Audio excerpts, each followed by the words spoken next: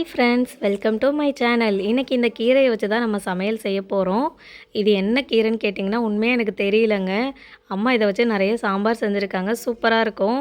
சரி, இன்றைக்கி நம்ம ஏதாவது களத்தில் இறங்கி கலக்கலாமே அப்படின்னு நினச்சி தான் பறிச்சிட்டு வந்தேன். அம்மாவுக்கு உடம்பு முடியலன்ட்டாங்க, அதனால் நம்ம சமையல் தான் இன்றைக்கி. ஒரு தடவை கழுவுனாலே போதும், மேக்ஸிமம் அதிகமாக பூச்சி இந்த மாதிரிலாம் எதுவும் இருக்காது. மழை பெஞ்சதுனால நல்லா தள்ள தள்ளன்னு இருந்துச்சு அந்த கீரையெல்லாம் பார்க்குறதுக்கு. இந்த மாதிரி அலசி தனியாக எடுத்து வச்சிடலாம். மற்ற கீரைலாம் வந்து ஆயும் போதோ இல்லை உருவும் போதோ வந்து ரொம்ப கஷ்டமாக இருக்கும். ஆனால் இந்த கீரை வந்து பறிக்கும்போது ரொம்ப இன்ட்ரெஸ்டிங்காக இருந்துச்சு. நெக்ஸ்ட் வந்து இது எப்படி செய்கிறதுன்னு பார்க்கலாம். அதுக்காக 2 ஸ்பூன் பருப்பு தண்ணியில் போட்டு கழுவி வச்சுருக்கேன். ஒரு தக்காளி, 5-6 பல் பூண்டு, ஒரு பச்சை மிளகாய், இது எல்லாத்தையும் போட்டு கொஞ்சமாக பெருங்காயத்தூள் போட்டு மஞ்சத்தூள் போட்டு இந்த மாதிரி நல்லா கொதிக்க விட்டு எடுத்துக்கோங்க. பக்கத்துலேயே வந்து நான் சாதத்துக்கும் வச்சுட்டேன். அந்த பக்கம் உலையும் கொதிச்சிருச்சு, இந்த பக்கம் பருப்புமே அரை வேக்காடு வெந்து வந்துருச்சு. அதுக்கு பிறகு நம்ம இந்த கீரை வந்து இது கூட ஆட் பண்ணலாம். கீரையை ஆட் பண்ணிவிட்டு அதுக்கு பிறகு தான் உப்பு போடணும். அப்போ தான் கொஞ்சம் நல்லா வெந்து வந்துடும் சீக்கிரமாகவே. நம்ம வந்து கீரையை போட்டுட்டு இந்த மாதிரி நல்லா கிளறி விடணும்.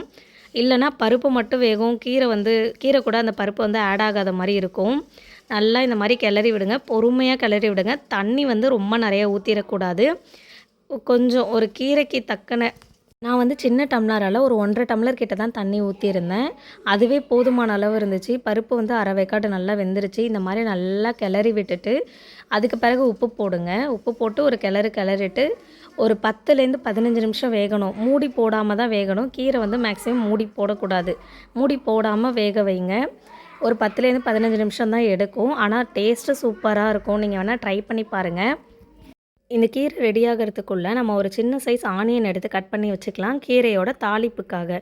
இங்கே பாருங்கள், நம்ம கீரை வந்து நல்லா வெந்து வந்துருச்சு. கீரை வந்து எடுத்து லைட்டாக அமுத்தி பார்த்தீங்கன்னாலே தெரியும் வெந்துருச்சா வேகலையா அப்படின்னு சொல்லிட்டு. இங்கே பாருங்கள், நம்மளோட சாதமும் வந்து ரெடி ஆகிடுச்சு. எடுத்து வடியலில் விட்டுடலாம். இப்போ வந்து இதை வந்து ஒரு பருப்பு கடைவோம்ல சட்டி, அந்த சட்டிக்கு வந்து கல் சட்டின்னு சொல்லுவோம், அந்த சட்டிக்கு வந்து நம்ம மாற்றிக்கலாம். இதில் வச்சு தான் நம்ம வந்து கீரை கடைய போகிறோம். இது வந்து கீரையில் இருத்து வச்ச தண்ணி. இங்கே பாருங்கள், நான் நல்லா கீரையை வந்து கடைஞ்சி எடுத்துட்டேன். இதுக்கு வந்து இப்போ ஒரு சின்ன தாளிப்பு கொடுத்துக்கலாம். தாளிப்புக்கு வந்து எண்ணெய் ஊற்றி கடுகு உளுத்தம் பருப்பு போட்டு வெங்காயம் போட்டு நல்லா வதக்கிட்டு தாளிப்பு கொடுத்துக்கலாம். அவ்வளோதான், ரொம்ப பெரிய வேலைலாம் இல்லை. கீரையே பிடிக்காதுன்னு சொல்கிற குழந்தைங்களுக்கு இந்த மாதிரி செஞ்சு கொடுங்க, அடி தூளாக இருக்குதுன்னு சொல்லிட்டு சாப்பிடுவாங்க. கூடவே சைடிஷ்க்கு ஒரு ஆம்லேட் செஞ்சு கொடுங்க. அப்படி இல்லைன்னா ஏதாவது முறுமுறுன்னு இருக்கிற மாதிரி அப்பளம் அந்த மாதிரி ஏதாவது சைடிஷ்க்கு கொடுங்க. ரொம்ப டேஸ்ட்டாகவும் இருக்கும், ஹெல்த்தியாகவும் இருக்கும். வீடியோ பிடிச்சிருந்தா நம்ம சேனலை சப்ஸ்கிரைப் பண்ணுங்கள், லைக் பண்ணுங்கள், ஷேர் பண்ணுங்கள், கமெண்ட் பண்ணுங்கள். Bye friends.